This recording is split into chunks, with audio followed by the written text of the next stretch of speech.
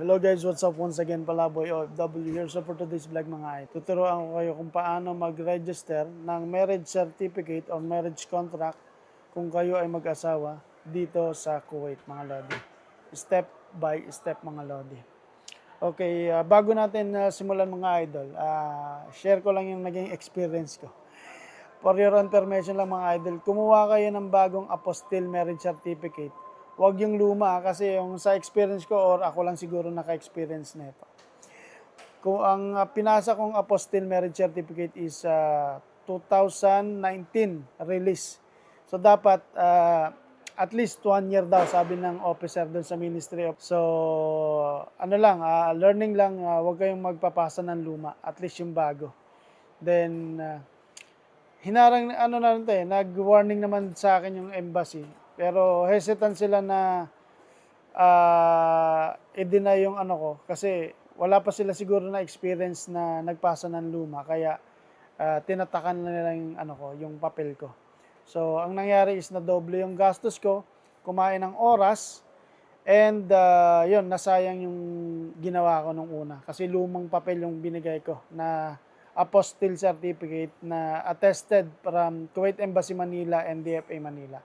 So, yun lang. Pero now, gawin natin yung step by step na pagproseso ng marriage certificate or marriage contract dito sa Kuwait kung kayo ay mag-asawa. Number 1. Ang number 1 is kailangan nyo ng requirement, syempre yung marriage contract nyo apostille in the Philippines sa DFA Manila. Siguraduhin tama at kompleto yon mga lodi. Tapos ngayon, number 2, di ba nakakuha na kayo ng marriage certificate sa Manila, tapos na-apostille na sa DFA Manila, dadalhin nyo naman to sa Kuwait Embassy Manila. Kailangan ipapa-attest nyo to sa Kuwait Embassy Manila kasi yung sticker na ilalagay doon, tsaka stamp, hahanapin yan sa Ministry of Foreign Affairs dito sa Kuwait mga lodi. Alright?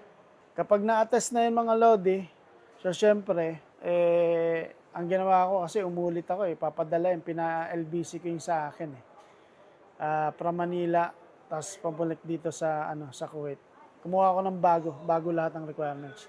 Ngayon, nung dumating na sa Kuwait yung documents, yung marriage certificate, tsaka apostille certificate, tapos yung stamp attestation ng Kuwait Embassy, is ipapatranslate nyo yun lahat, lodi. Ipapatranslate nyo yun dito sa Kuwait, sa mga sa legal translation office dito sa Kuwait, mga lodi. Ipatranslate nyo yun. Tapos ngayon, step number 4, dadalhin nyo yung translated documents, marriage certificate, tsaka apostille sa Philippine Embassy, mga lods. So ngayon, sa Philippine Embassy, magbabayad kayo doon ng 8KD payments, tapos 11KD naman kapag paparush nyo, 1 day. Kasi kung normal payment 8KD, kakain siya ng 3 days. Alright? Kapag 11KD rush, 1 day lang siya, makakuha nyo na. So ngayon, kapag nakuha nyo na yung attestation from Philippine Embassy, dadalhin nyo na to sa Ministry of Foreign Affairs sa MOPA. Doon sa may Liberation Tower, mga lodi, sa Kuwait City. Doon, dadalhin nyo doon yung documents na attested from Philippine Embassy. Sa reception, ibibigay nyo. Magbabayad kayo ng 5KD sa sticker. Kapag nagbayad na kayo ng 5KD sa sticker, dadalhin mo naman to sa window. Doon may officer doon na magtatatak. Tatatakan niya ng Ministry of Foreign Affairs officer doon. Tatatakan. Tapos, after matatakan yun, tapos mapirmahan doon ng officer, dadalhin niyo naman siya sa Ministry of Justice, mga lodi. Yung translated documents lang yung ibibigay nyo, syempre. Tapos, i-receive na yun ng Ministry of Justice staff doon. Tapos, i-schedule kayo, tatawagan kayo para for final stamping, sticker, tsaka signing.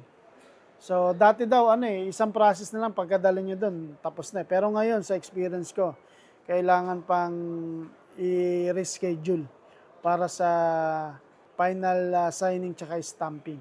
Magbabayad kayo ng sticker sa Ministry of Justice na 2.5KD. Yon.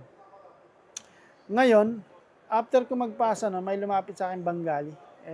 kalakaran siguro do'n na ang sabi ng Bengali sa akin, kapag nag-antay ka pa na tatawagan ng officer, kakain daw ng 3 weeks hanggang 1 month. So, ngayon napaisip ako, oo nga 'no, kakain ng oras. Sabi niya, kung sa kanya daw, kakain lang ng 2 oras pero magbabayad ako ng 10KD. So, may mga picture din 'no, kumbaga may mga wasta-wastahan sila do'n, eh. So, kasi ako hassle na, eh, asawa ko buntis, eh. So, nagbayad na lang ako ng 10KD para sure na tsaka mabilis kasi baka matiyempuhan yung asawa ko ma-check or kami ma-check, wala pa kaming papel. So, nagbayad na lang ako ng 10KD. So, after 2 days tumawag yung Bengali na okey na yung papel. Ah, Nagbayad na lang ako ng 2.5KD. Ayun yung 2.5KD na binayaran. Iba yun, sa ministry yun. Yung 10KD, ano lang yun, sa sideline lang yun ng Bengali dun sa loob. Kasi may wasta siya. Ngayon, ayun na yung final. Pagkatawag sa akin after 2 days ng Bengali, tinatakan na yung ano ko, tapos pinirmahan na ng officer doon. Okay na. Tapos, pagkabigay sa akin ng translated documents, huwag nyo kalimutan dalhin yung original copy. Kasi kung hindi nyo dala yung original copy ng mga attested documents, pababalikin kayo. Hindi pipirmahan yung yung translated documents. So yun pagkabigay na sa akin, tapos na lahat yun, then pinaliit ko na lang, pina-wallet size ko yung ng 2 kopya. Tulad nito. Para anytime ma-check kayo ng police, nasa wallet nyo lang.